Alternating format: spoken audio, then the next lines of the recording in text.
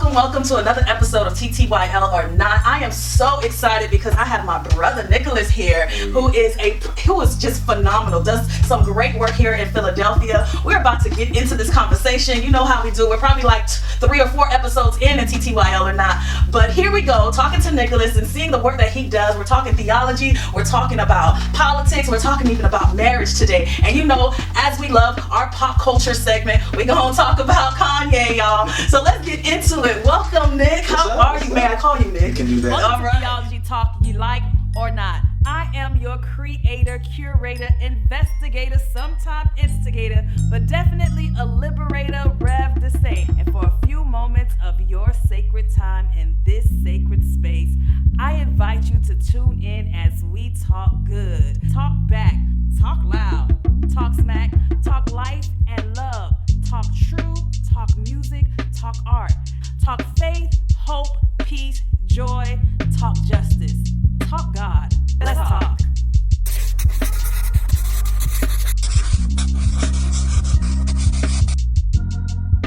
Nicolas! So I met Nick probably it was the first church that I attended when I was in Philadelphia, Living Waters. And at the time it was Bishop Dwayne Royster, and I love that man. Yeah, and Nicolas was singing, and it felt really good to be in that space, come into that space, especially after seminary. So tell me a little bit about your background. How do you come into this particular faith practice? Sure. And just your journey. Yeah, absolutely. So I first of all, thank you for having me on the show. No, Glad of to be here with y'all course. today.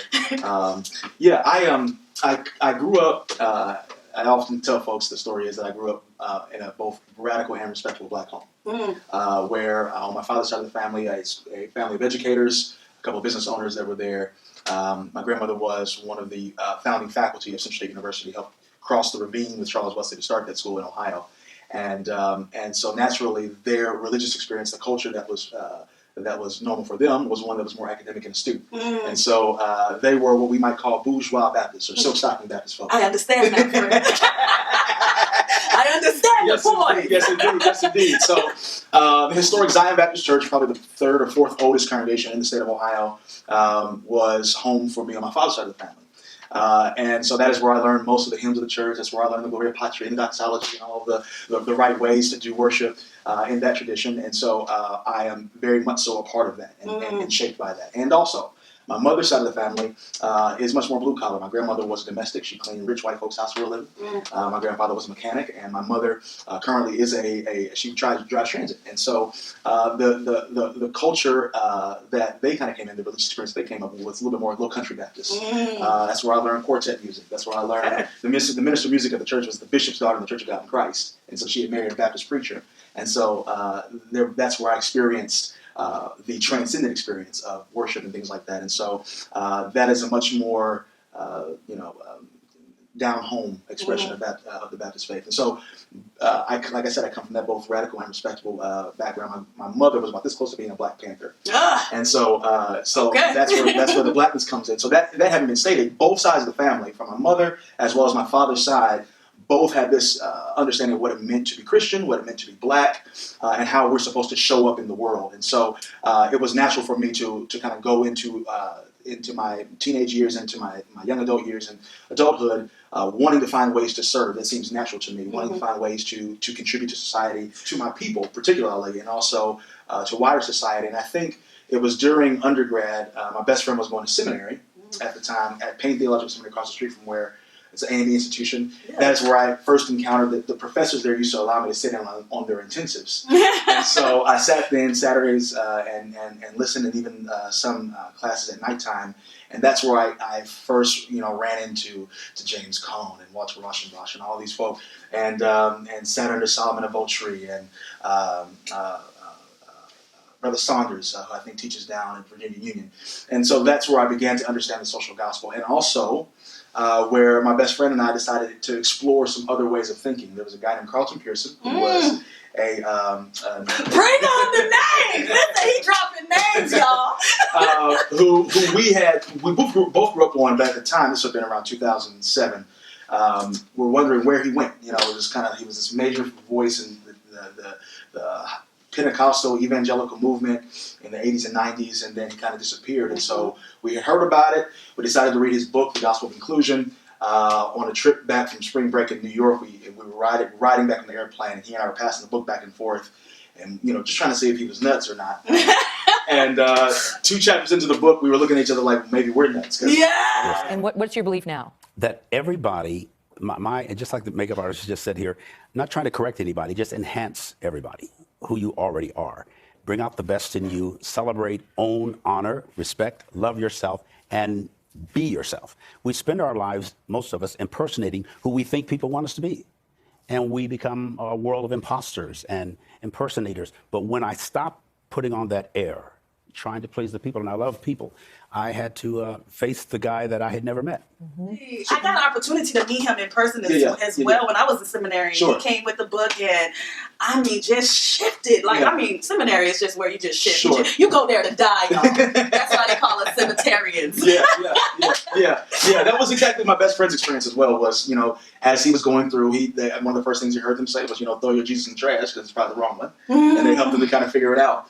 But it was really that having the opportunity to meet Bishop Pearson and to develop a relationship with him, really a mentorship and a friendship, even beyond mentorship, a real friendship with him, brotherhood, helped kind of advance and open me up to not just the social gospel and doing things for our folk and for the marginalized, but also to kind of expand what that means, right? Who is included in this great plan of salvation and redemption? Who is it that God is identifying with? And so that opened me up, and I think ever since then, my desire has always been to be able to serve a congregation and to serve a people and to serve the world in such a way that did not marginalize more folks or find more folks to exclude, but how can we find more people to be at the table? How can we work shoulder to shoulder and to work alongside everybody without exception? And so that is kind of where I'm at. I pastor a church now where our motto is a place where all are welcome and can expect to be embraced. Yes. And so that is where that burns my soul and my heart, and that's who I am and how I got there. And you are a phenomenal preacher. Oh, thank you. You really are. Phenomenal singer, phenomenal preacher. I wanted to go back to your belief and the way that you do the theology, the way you live it out, the way you understand God, but also going back to how you were raised in this radical and respectability model in the Black church. And knowing what the Black church has become, I would even beg to say is aiming to become. Where is it doing the work of community right, and where does it need some help in? Because I believe the church is dying. As we have a new generation that are doing some new things, are looking at ancient ways, ancient practices, mysticism. And when you said Black Panther, I'm like, I know they were tapped into some African indigenous way of being in order to be community. Sure. So what's your thoughts on the church, the state of the church currently, Black church in particular, and where it's going with their models of actually bringing like this inclusivity for this new generation? I am also in agreement that there is something that is happening in the church that if we as practitioners of the faith, as folk who are working in the vineyard, as we say, are not paying attention to, then we're going to miss something. I do think that I find myself using more so that the church is definitely in transition, that how we have understood the church in a time where capitalism and empire is the ruling way of being and doing and the measure of success, that we are shifting in that. We're moving out of the age of Pisces into the age of Aquarius, and I think that has a major impact on the universal consciousness of all of what it means to do spirituality and things of that nature. And so I think that the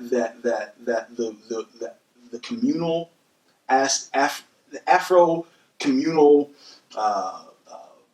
nature of the Black church is right. I think that it being kind of a center for community in times past, where many folks have come and kind of learned, have found footing and affirmation, that is right. That has been helpful for many folk. I know artists and leaders and all type of folk who have found their success down the road, but got their rooting in the Black church. Yes. And so I think that should not be forgotten. And also, what we have missed is that we have not spread that out to everybody.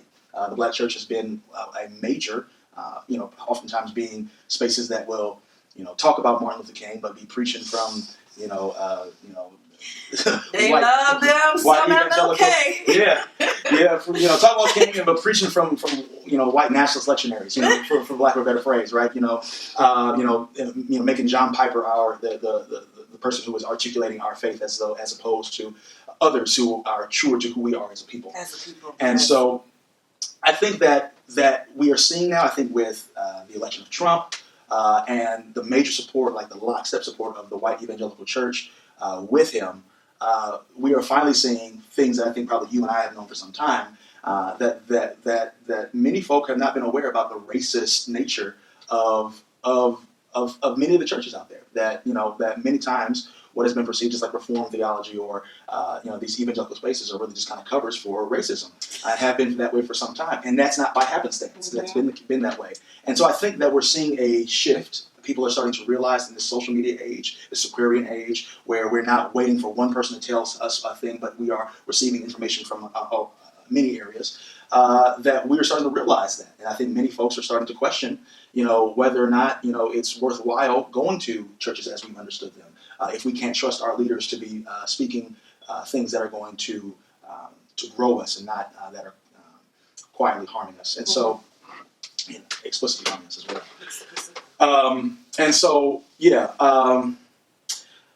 I believe that it is important for churches to be willing to be open to that. I keep hearing pastors all the time talk about how the day of the one pastor coming down off Sinai with the rule is over, right? Finding ways to constantly bring our folk in, right, and make space for everybody to contribute to what will become a church or will become a parish or a faith community is the way to go. And I think that's true to who we are as African peoples, communal, pulling in our folks, thinking about how we are advancing everybody and the many, not the few.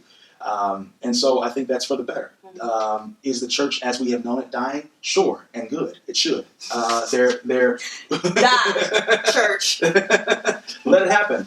Let it happen. It's okay. Course in Miracles says that nothing unreal, nothing is everything that exists God created. That which God did not create does not exist. And so there's peace within that. And so for me, if God didn't create it, that wasn't part of the way things should be. It should phase out anyway, right? Let us lean into what is coming, what is blossoming, what Spirit is evolving and bringing out to us in these coming years.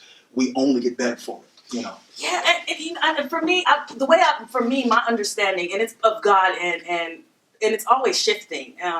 I believe God is continuing to reveal itself, God's self, and even in the shifting. And there's this, this rhetoric that's often said, and I don't think we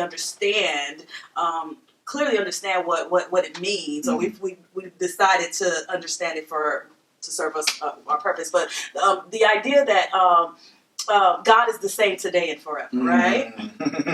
Right? And we attach that to say, oh, the God that served us, grandmama them, coming back from the ships to this new world, to slavery is the same. And I believe God is, but I believe God shifts with the changing of time. And so the things that served grandmama them were for a different reason, for a different purpose. The reason why we adopted the Western Christian faith was not to adopt it and hone on to this white Jesus, but make it our own. You know what I'm saying? But also use it as a map to get us free. That's right. You know what I'm saying? Yeah. So I think there is this thing that needs to be debunked to be reintroduced in a new way. Sure. And I think that's what the church should be doing constantly. Like, how do we continue to look into this text? We're talking about the Christian sacred text. Look at this text and look at the current situation that we are in and see how God is shifting and moving even then and revealing God's self. Yeah. Define theology for me, how you understand it, and how you live it out for yourself. Sure. Yeah. So I come in with a worldview that suggests that I am not alone in this universe. I didn't just kind of pop out of the cosmos. That I am the creation of God. And so to that end, I seek out God's understanding for me in terms of how I want to live out the world. What does that mean? So if I am a creation of God, if I am coming forward from this intelligence, this being, the spirit that is the creator of all things, my understanding is that if I'm made in God's image, which is what my faith suggests, then that God understands God's self in a certain way. Mm. And so if God understands God's self in a certain way, then I too must understand myself in a certain way. And so I am always looking out. I think that informs all humanity, that if we are all creations of God, children of God, then it makes sense for us to kind of seek out the way God understands God's self so we can understand ourselves better. So I think it's important. Theology is absolutely essential. It touches all aspects of our humanity, not just human beings. Also, it touches all of creation. That oftentimes I think when we get into conversations around theology, it becomes very people-centered, and I think that God is doing something that is cosmic, where that not just I am being redeemed or perfected or whatever you might say, but the whole universe is a part of this, that we are part and parcel to it, that there's a holistic approach to this blossoming of what God is bringing forward to us in the universe. And so I operate that way. I am Trinitarian, and so for me that's really important. That's the linchpin of my theology. Can you share with the folks what that means? Sure. So in the Christian faith, some might argue that the Christian God is one that is triune, meaning God is three distinct persons. Yes. That God is creator, God is redeemer, and God is spirit. And that is without using genders. We see God, who is the creator, Jesus, who is the redeemer, and the Holy Spirit, which is the comforter. Yes. And so C.S. Lewis talked about this idea of God and Jesus dancing on a ballroom, and the spirit that emanates from them is the Holy Spirit. And beautiful. So, and in that same idea around a dancing God or gods, God, there's this idea of perichoresis, the idea of God being a circle dance, which is what the Trinity is, where God is kenotically pouring God's self out, divesting God's self to become human. God is also squandering God's self in the world. And so God shows up in these different persons. Now, I think what's really important for me and to constantly share wherever I go is how I have learned to understand the Trinity. Because I think that the Christian Revolution in many ways hasn't taken place yet because we haven't really truly understood Jesus as a liberator and God as triune. That God understands God's self as persons in communion. That in the beginning, the scriptures, the creation narrative suggests that God said, "Let us make them in our image. Let us make them in our image. Not let me make you in mine, but let us make them in our image." And so therefore, God understands God's self as persons in communion. And if we are created, not me, but we are created in the image of God, then we too ought to understand ourselves as persons in communion. And so for me, that's revolutionary. That means that my God is community, that my God is communion, that my God is concerned not about exclusive individuality, but God is concerned with the well-being of everyone in the community, the interconnectedness, the relationships that make up the universe. And so that informs the work that I do. That I am that if we're all connected, if we're all understanding ourselves to be living in community and communion, that's the image in which we were created is community, then we should be advancing that. It makes sense then to me that the kingdom of God is something that we are helping to usher in. Let's get into your marriage. Oh, okay. So honestly, when I first met you, sure. I believe you were engaged to your wife probably. At the time, and you got married. And I remember you sharing a testimony, and I always love when you would go up on the stand like, "What's the line? My baby, my one and only." And I was like, "You better stay out of the doghouse." Absolutely. If you're a wise one, you will do so. But then I learned, and I sat by her often, and I learned that she was Muslim. And so I want to know, how does that work? And really talking about, because theology, some people limit it to like this Protestant thing. Sure. Theology goes beyond just Protestant faith. Sure. How have you all been able to... tell me how y'all met, how you were able to sustain your relationship. Because some people would say, y'all not equally yoked. That ain't gonna work. Many people. So tell me about your lovely wife. Leslie and I have known each other, I guess, about 15 or more years at this point. I was playing keyboard, and I haven't played in years, but at the time I was playing keyboard for a church, and I was in their youth ministry.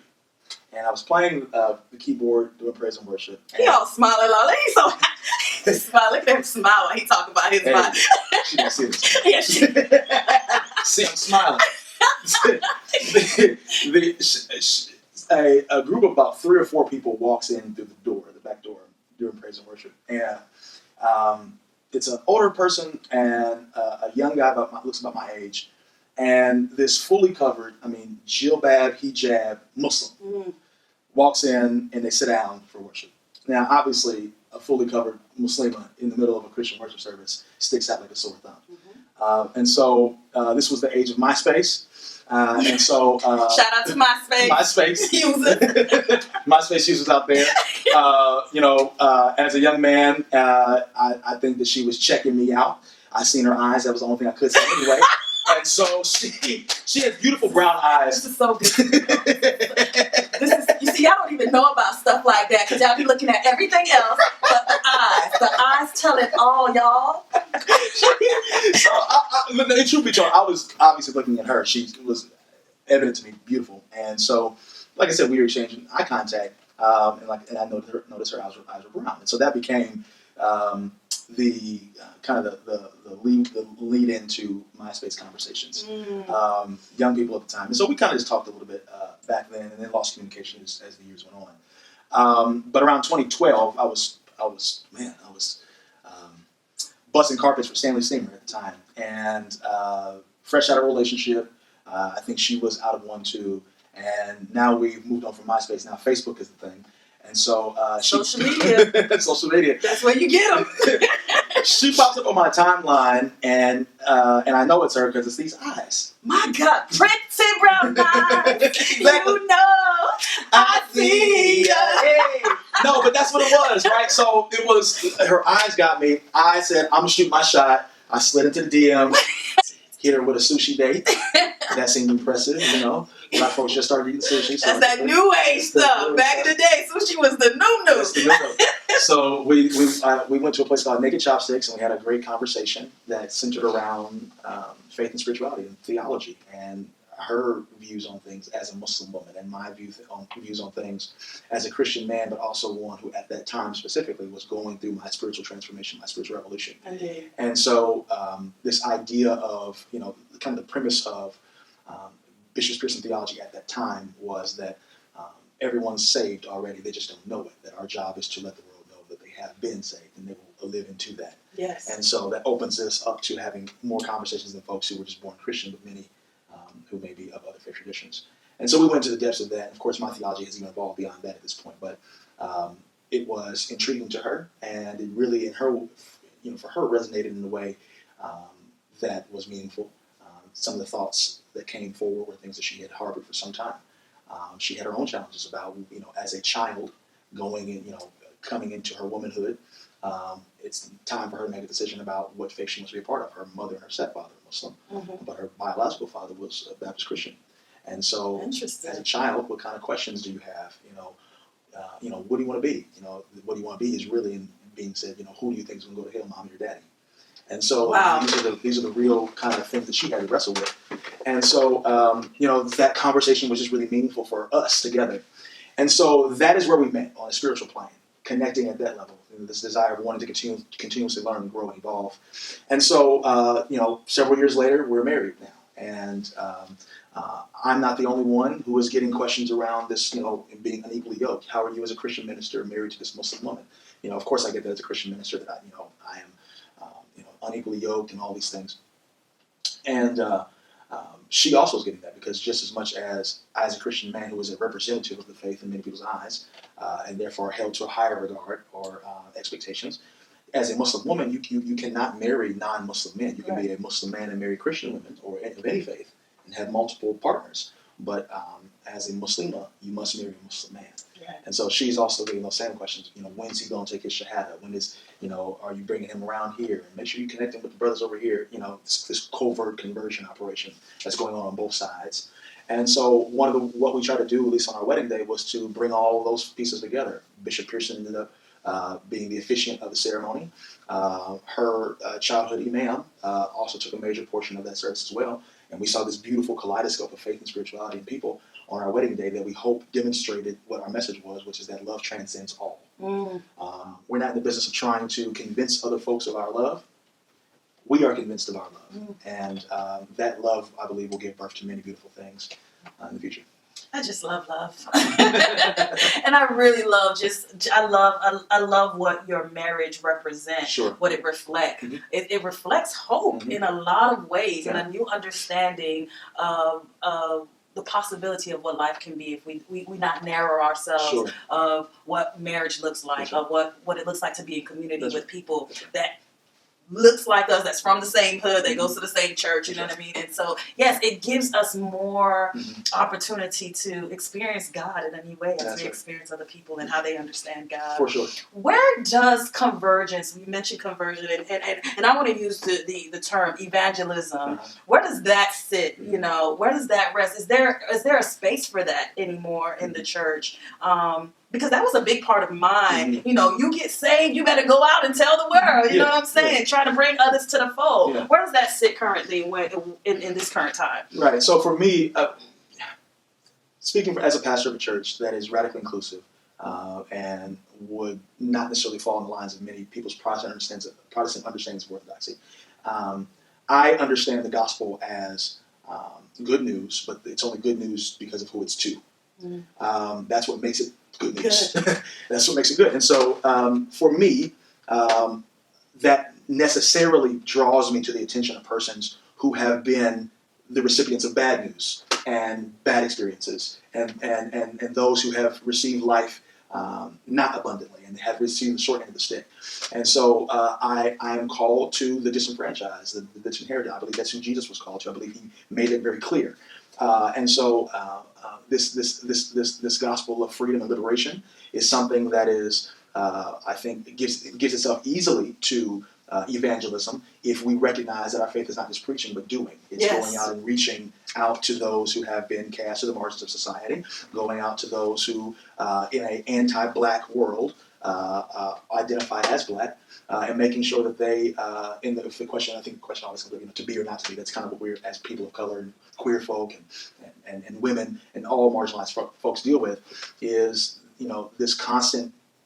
this world is constantly trying to make us not be. And so the gospel preacher is one that's saying you can be and you can become. And that's evangelism to me. Not so much, hey, if you were to die tonight, would you find yourself in heaven or hell? Except Jesus says you're saved now. That is the white evangelical way of doing things. But those of us who know that our preaching is done, know the difference. Know the difference. Know the difference.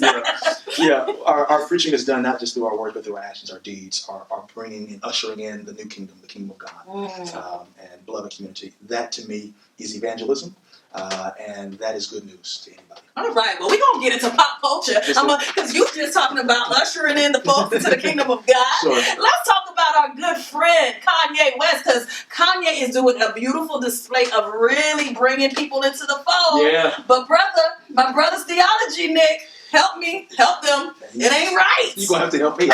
We all need some help. It ain't right. It ain't right. I want to remark on the brilliance of Kanye West. Okay. You're brilliant, Kanye. He's a brilliant man.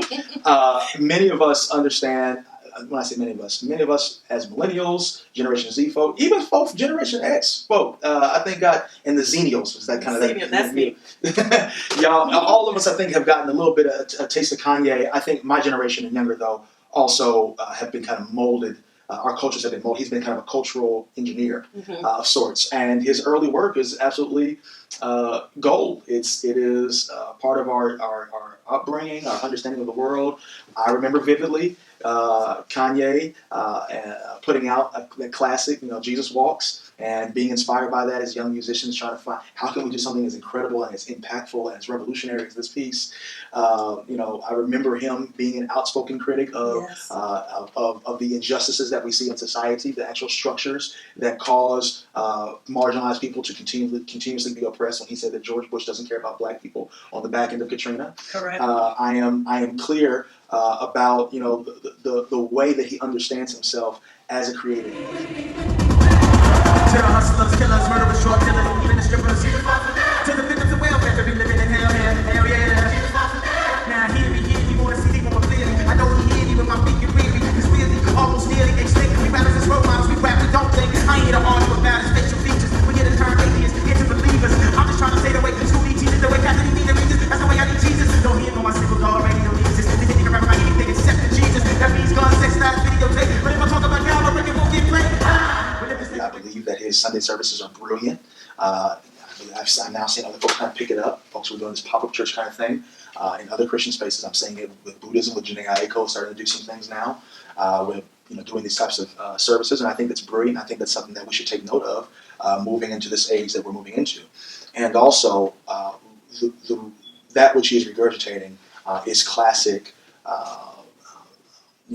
white evangelical theology that does not lend itself to the betterment and the advancement of all peoples. Yeah. It is marginalizing gospel. It's not good news.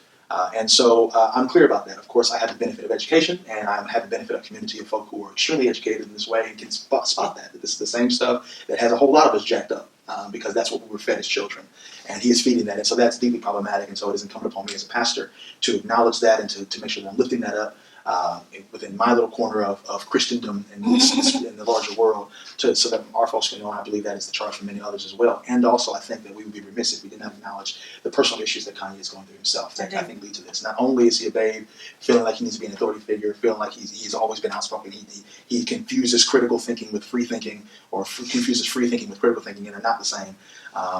He lacks in analysis and all of those things. And also, Kanye deals with mental health issues, as many people, particularly in the black community, do, and we often do not talk about it, and oftentimes we have made it something that people are ashamed of, and so we need to make sure that we are very careful with the kind of conversation, the way that we talk about Kanye and what he's dealing with. He's professed it many times. He's not hiding behind the fact that he has that, and so he has a whole album about it. He has a whole album about it, absolutely. Today I thought about killing you, right? Like let's think about the death of someone who would put that in an album. Yeah. And so there's something there that we need to be mindful of, and also I'm sure that has been exacerbated by the loss of his mother. Yes. Donda West, I believe, was a major anchor and influence on Kanye West. All those things that we looked at earlier about what he was saying and doing with his music in those early years, what drew him to Jay, and drew Jay to him rather, and all those things was really rooted in the inculcation that came from his mother. Right.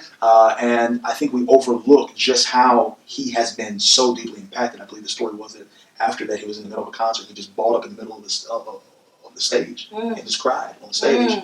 I have a visual image of that. My mother did the same thing when her mother died. She balled up in the middle of the floor in front of a fireplace, almost reverting back to a child. Yes. Because the person that had tethered them to the earth is no longer there anymore.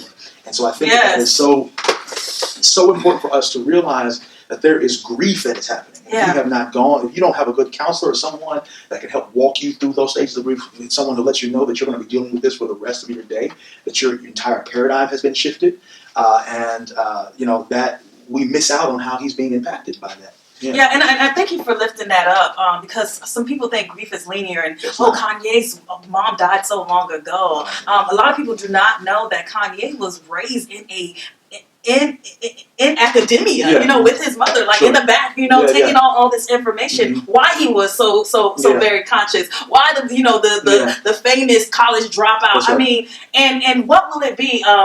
What would it look like for Kanye?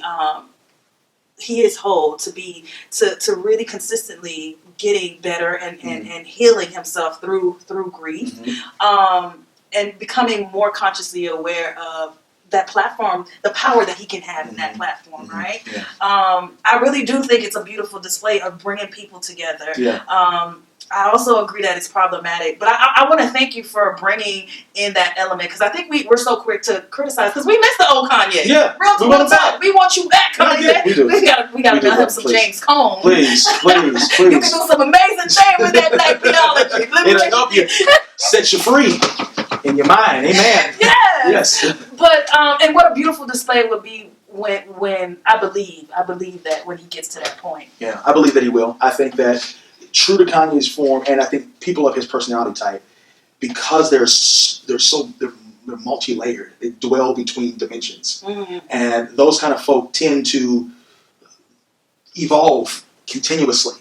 And many times what folks experience, and I'm thinking about this right now because I have a friend who is wired in the way that he's wired and resonates with him in a deep way. Oftentimes, those of us who have connected with that type of person at a certain part of their life oftentimes feel like they've been abandoned when they move on to another way of being, another way of thinking. And you helping me here, sir? Get it in my business. And so in a way, to your point, we miss Kanye. People are grieving Kanye. We are grieving that, to see like, man, this was our dude. This was our voice in some ways. He was almost our president. You know.